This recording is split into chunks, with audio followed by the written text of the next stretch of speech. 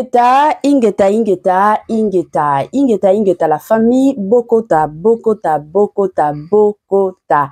Dossier sur dossier, affaire sur affaire, Makambo sur Makambo, Kolala Kolamukana ya Somo, Kolala Kolamukana ya Moto Moto, Kolala Kolamukana ya Sukaina, Kolala Kolamukabande Kunanga, Naba affaire, Kanenge Toyeb Sarabino, Tambola na omokili o mona makambo. Lelo toye lisusu na makambo oyo ezosala pasi mingi na motema na Nord Kivu surtout ya mboka na biso. Bande konanga ezaka pasi batu baza kokufa makambo ezali matakita makambo ezali kaka ya moto moto makambo ezali kaka ya kosala pasi pe mawa.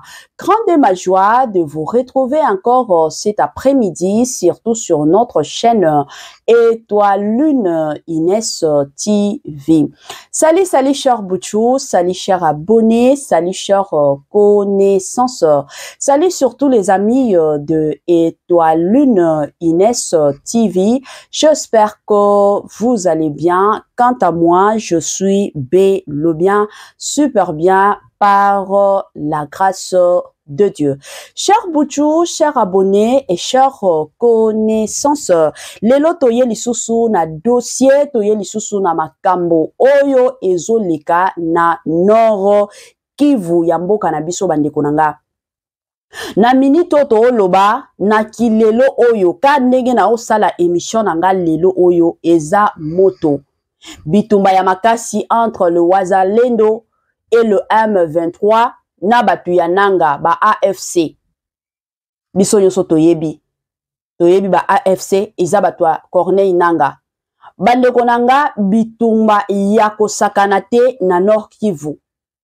Ebele batu bakanisa kaka kino kimia esi ekota na Goma, kimia esi ekota, kimia ezate. Mingi eza kaka matin midi soir okoyoka kaka kino yo wana bazobeta ba masase. Yo wana kuna babomi 2 personnes, yo wana kuna babomi ba civil 4 personnes. Jour wana kutu na sala na live, na yebisa bino keno baboma ki ba civil mibale. Bitumba entre ba Wazalendo na ba M23. Bitumba bandeko nanga ya kosakana te na ndenge moko ya somo.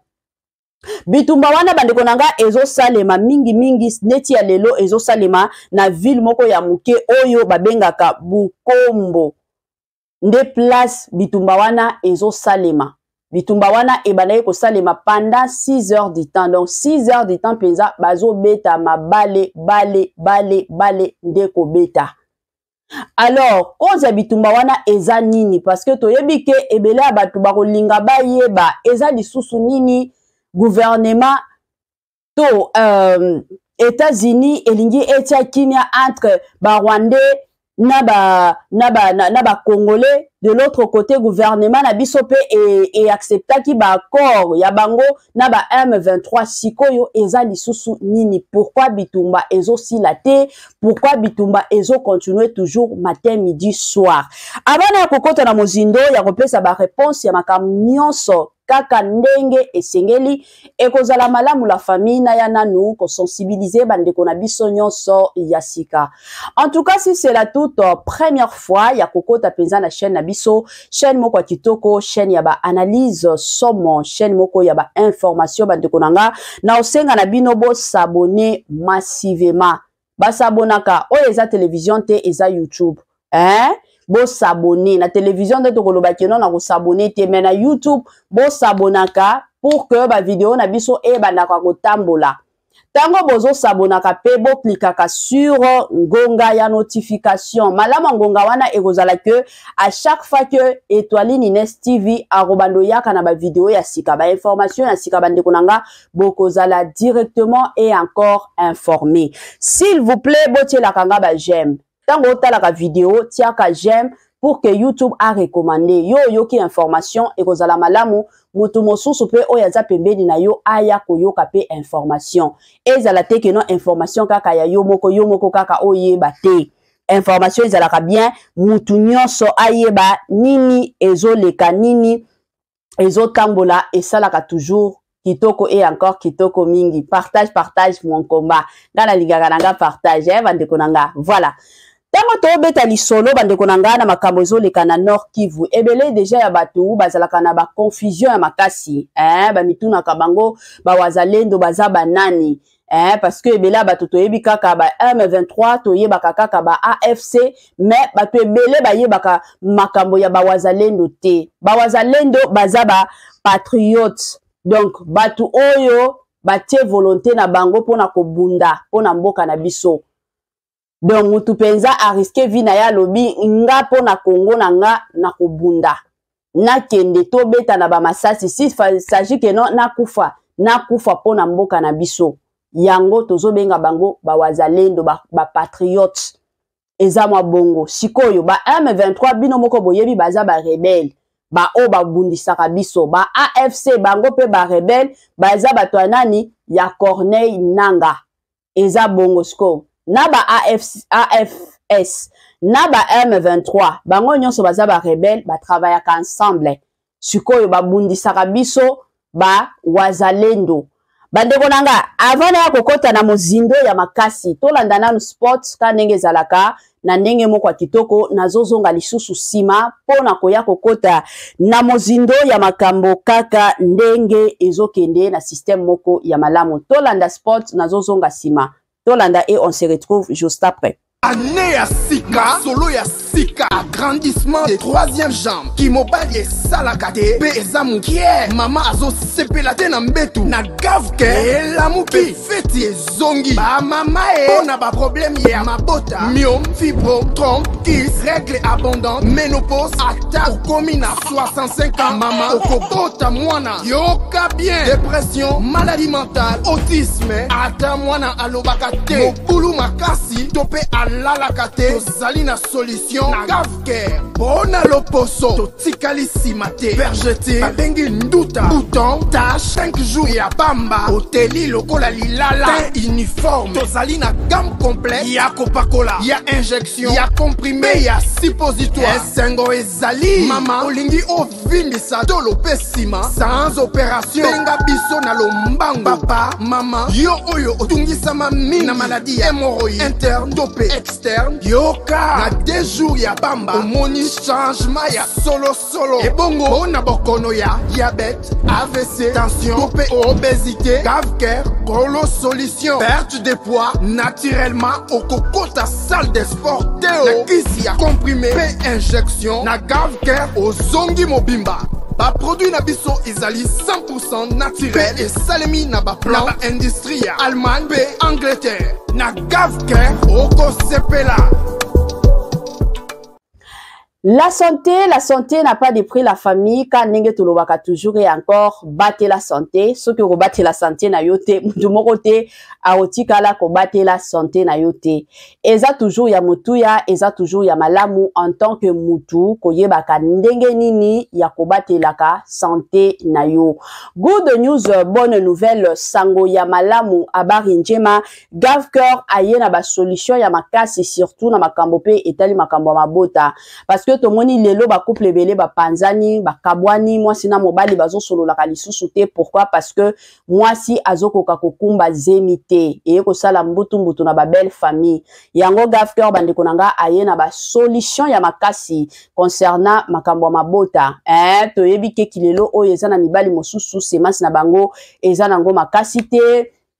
Eza pe na basi mosusu moyen akumba zemi eza te incompatibilité ya makasi oyo ezokota na bandako ya mabala bandeko nanga surtout na oyo etali makambo mabota Gavker aye na ba solution ya ba femme porteuse ya kolongola ka ba maki bati yango na libumu ya mama directement donc ba solution wana eza makasi soki ozana besoin ba renseignement makasi benga ka numéro oyo ezo sala ba défiler na ba bande d'écran na biso et kozala toujours et encore malamu mingi. Voilà bandeko nanga kande to obeta lisolo awa ya ba wazalendo na utaki kopesa bino signification ya ba wazalendo baza ba patriote. Mais ce qui te koti pe na mozindo mosusu ya Corneille Nanga, selon Corneille Nanga ya lobaka keno ba wazalendo baza batu ya Félix Tshisekedi.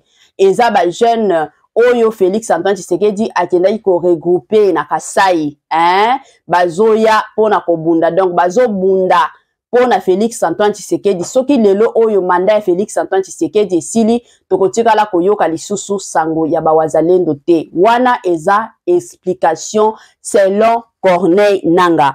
Au-delà de ça, Corneille Nanga alobaka kino bawazalendo pour notre information selon Corneille Nanga que bawazalendo bazalaka mieux payé plus que même le FARDC. Bafutaka bango penza kitoko kolekata ba FARDC. Pourquoi? Parce que baza batuya Félix Antoine Tshisekedi baza bakasayen yemoko akendaki penza na kasai basali regroupement ya ba jeune ebele pour que baya kobunda. Lelo tolobi soki mandat ya Félix Antoine Tshisekedi sili c'est fini tokoyoka te bawazalendo. Wana eza ba explication ya Corneille Nanga. Bandeko nanga sans plus tarder eza na message oyo na lingi na tie la bino ya bawazalendo. Kanenge tolobaka toujours soki moto eza ya kopela epela kanango soki mai eningani eningana kanango eza bongo message ya bawazalendo yangoyo. Voilà. Sous l'égide des États-Unis, certains Congolais sur place affichent leur opposition à ce dialogue. Quelques miliciens Wazalendo notamment menacent de poursuivre les affrontements contre le M23. Un récit de Christina Moleova et Florent Gotter. Ils sont à peine majeurs, armés de fusils d'assaut et déterminés à défendre leur village face au M23. Dans cette vallée, à une vingtaine de kilomètres de la ville de Butembo, ces jeunes miliciens Wazalendo combattent comme ils peuvent aux côtés de l'armée congolaise pour stopper l'avancée des rebelles qui occupent déjà une grande partie du Nord Kivu. Pourtant, les récentes négociations de paix entre Kinshasa et Kigali les laissent sceptiques. Selon eux, un éventuel accord pourrait pousser à un brassage des rebelles avec les forces loyalistes et fragiliser ainsi la sécurité nationale. Notre armée est fragile parce que, à travers ce dialogue, le résultat du dialogue est que le M23 va céder les armes et ils vont intégrer l'armée congolaise pour nous insécuriser dans nos zones parce qu'ils sont contre nous, les enfants du Kivu, les enfants de l'Oriental. Ce que nous vivons aujourd'hui à Ben avec les familles adiennes, c'est la suite de ce dialogue. Ce que nous vivons, si aujourd'hui l'État congolais semble ne pas exister. Même son de cloche dans les grandes villes toutes proches. À Beni, plusieurs mouvements citoyens considèrent que ces discussions n'apportent pas de solution pérenne. Parmi eux, l'organisation Lucha, qui milite pour que les auteurs de crimes de guerre soient traduits en justice pour décourager la rébellion. Ça sera toujours une bombe à retardement. Ils reviendront encore un autre jour, comme c'est dans leur habitude. La solution à l'insécurité dans l'est de la RDC, c'est de faire d'abord la réforme de l'armée congolaise. Le parti présidentiel espère, lui, que le dialogue permettra de retrouver une paix durable. Dès lors que le Rwanda va totalement retirer ses troupes de la République au Congo, je vous assure, monsieur le journaliste, que tout ce qui se passe là, l'ennemi n'aura plus de force pour continuer avec cette guerre. Nous sommes confiants dans ce processus-là parce que, avec cette grande diplomatie, avec cet appui maintenant de la République du Congo, avec ces isolements du Rwanda, nous sommes convaincus que la justice sera faite. Malgré les négociations facilitées par le Qatar et les États-Unis, les affrontements continuent dans plusieurs provinces du Nord Kivu et du Sud Kivu. Et toujours en République démocratique du Congo, le comité international de la Croix-Rouge a annoncé ce mercredi avoir démarré l'évacuation de centaines de membres des armées, des forces armées de la RDC, de la police nationale congolaise. Ces militaires, policiers et miliciens congolais qui avaient trouvé refuge dans les bases de la MONUSCO ont été évacués de Goma, la capitale du Nord Kivu, aux mains du groupe armé M23, vers la capitale Kinshasa. Voilà. Nabandi ebele abatu totu kolanda totu koyoka awa ba M23 baza contre ba négociation to ba accord oyo son excellence Félix Antoine Tshisekedi asalaki na ba M23 yango lelo oyo yeko sala que la plupart surtout ya ba congolais bazolo bakeno ba wazalendo oyo lelo oui bien sûr bazomi benga pande to benga bango ba patriote mais bakozalande ba rebelle ya lobby ba Congolais belé bazo banga et surtout koyoka pe message oyo Corneille Nanga lobadi ke ba wazalendo baza batu ya Félix Antoine Tshisekedi donc soki lelo oyo mandat ya Félix Antoine Tshisekedi esili président mosusu akoti c'est fini bango bako continuer ko travailler lisusu te yango ekomi ko bangisa ebele ya ba Congolais bakomi ko mituna ba wazalendo bakozala te ba rebelle ya lobby wana ezaka motuna bandeko nanga kane boyebi ozana ba suggestion na yo ozana mwa ba réponse na yo sur motuna oyo okoki kosalela biso kaka na ba commentaire et kosala biso malamu et encore malamu mingi. Bo s'abonner massivement, bo aimer vidéo, bo commenter, bo partager bandeko nanga wana penza nezalaka copie ya Ezwali Nines TV na système moko ya tokos ya kitoko pe ya malamu. Tokomi na mwa suka partage na biso ya lelo. Permettez-moi surtout de vous dire bye bye bye et à la prochaine. Ciao.